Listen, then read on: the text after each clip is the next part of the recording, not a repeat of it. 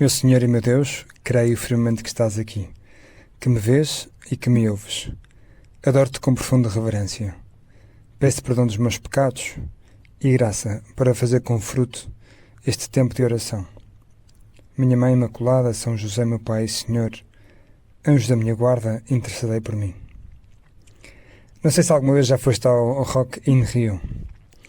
Eu vi recentemente no YouTube um vídeo sobre a última edição, que foi em 2022, e estiveram bandas muito conhecidas como os Iron Maiden, o Justin Bieber, os Green Day, os Offspring, e sei que a próxima edição é já em 2024 e não conheço as bandas nem o programa, mas será certamente muito rico e interessante.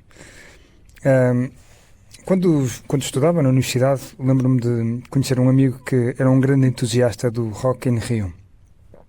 Tinha até várias camisolas, t-shirts com o slogan do festival, em que diziam assim em letras grandes, eu vou.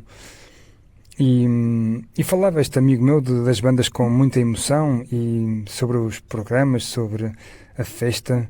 E lembro-me de perguntar na segunda-feira, depois de um fim de semana de uma das primeiras edições do Rock in Rio, perguntei-lhe, olha, que tal foi o Paul McCartney e os Foo Fighters no Rock in Rio? E a resposta dele foi um bocado enigmática para mim. E disse-me, é que afinal não fui, eu tinha outro programa. E depois disse-me, daqui a 2 anos há mais. Fiquei um bocado perplexo e pensei, não é, toda aquela expectativa, como que me falava do Rock in Rio, a febre dos bilhetes, o cartaz espetacular, e tudo parece que se dissolveu numa mudança de programa. E esta história fez-me pensar, Jesus, no Evangelho de hoje, que tu nos propões na missa que vamos ouvir. E diz assim, naquele tempo, disse Jesus aos príncipes dos sacerdotes e aos anciãos do povo, que vos parece? Um homem tinha 2 filhos. Foi ter com o primeiro e disse-lhe, filho, vai hoje trabalhar na vinha. Mas ele respondeu-lhe, não quero. Depois, porém, arrependeu-se e foi. O homem dirigiu-se ao segundo filho e falou-lhe do mesmo modo. Ele respondeu, eu vou, senhor. Mas, de facto, não foi. O pai pede a estes 2 filhos que trabalhem na sua vinha, na vinha da família. E vemos que estes irmãos têm reações muito diferentes. O primeiro responde com rebeldia, não quero. E o segundo, aparentemente mais obediente, diz que sim, eu vou, como o slogan do Rock in Rio. Passado o primeiro entusiasmo, o primeiro filho depois parece reconsiderar e arrepende-se e vai mesmo trabalhar na vinha.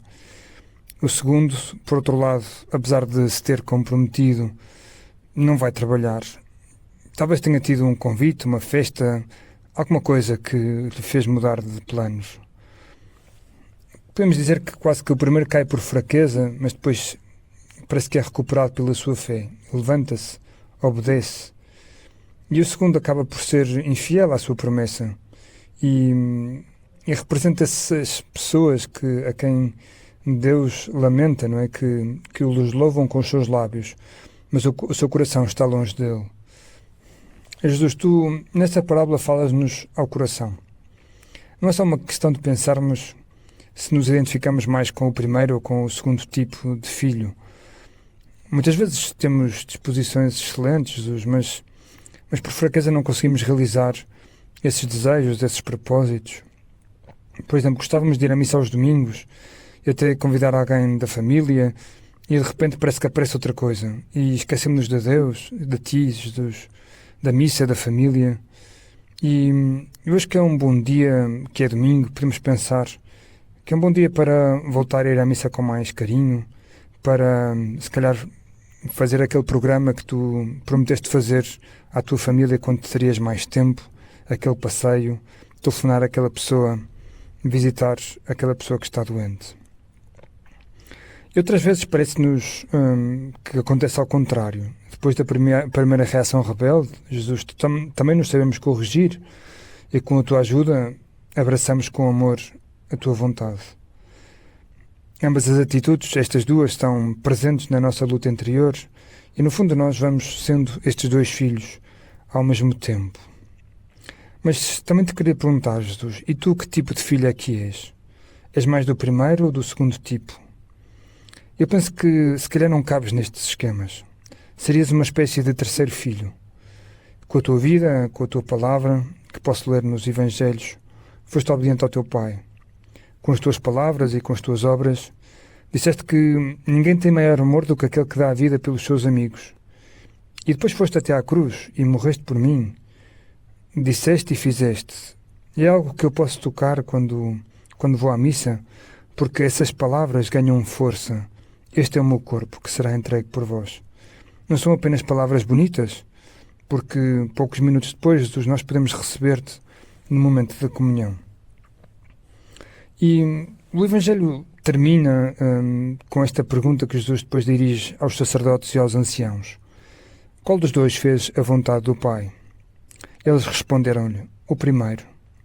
E Jesus disse-lhes, em verdade vos digo, os publicanos e as mulheres de má vida irão diante de vós para o reino de Deus. João Batista veio até vós, ensinando-vos o caminho da justiça, e não acreditastes nele. Mas os publicanos e as mulheres de má vida acreditaram. E vós, que bem o vistes, não vos arrependestes, acreditando nele. Interessantes estas palavras, Jesus, porque nos fazem pensar, muitas vezes, na grande frustração que têm os pais, porque os filhos não lhes obedecem, porque são rebeldes, não é?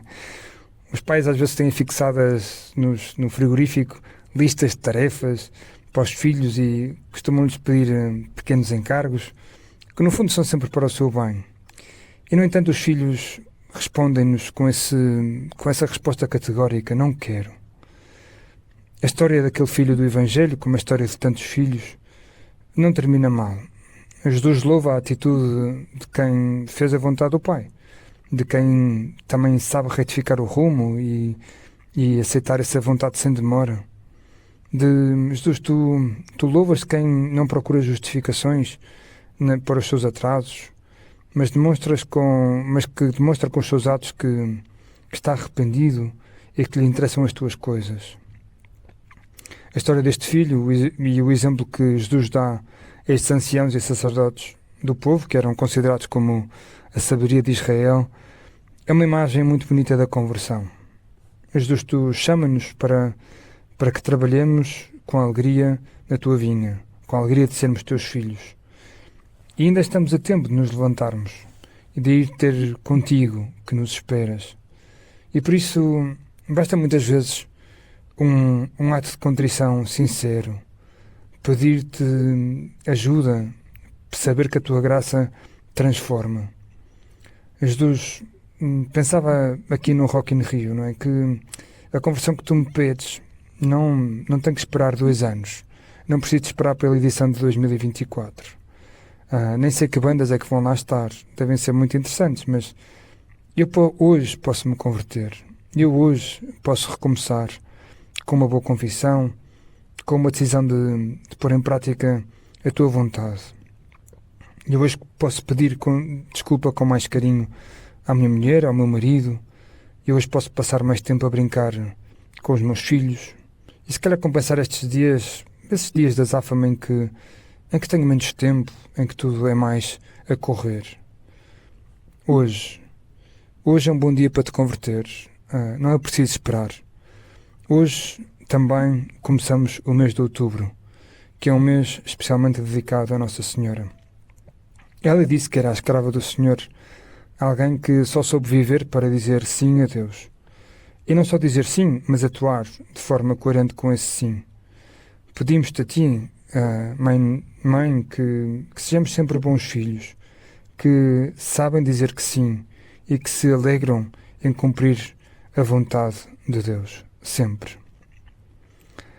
Dou-te graças, meu Deus, pelos bons propósitos, afetos e inspirações que me comunicaste nesta meditação. Peço-te ajuda para os pôr em prática. Minha Mãe Imaculada, São José, meu Pai e Senhor, anjos da minha guarda, intercedei por mim.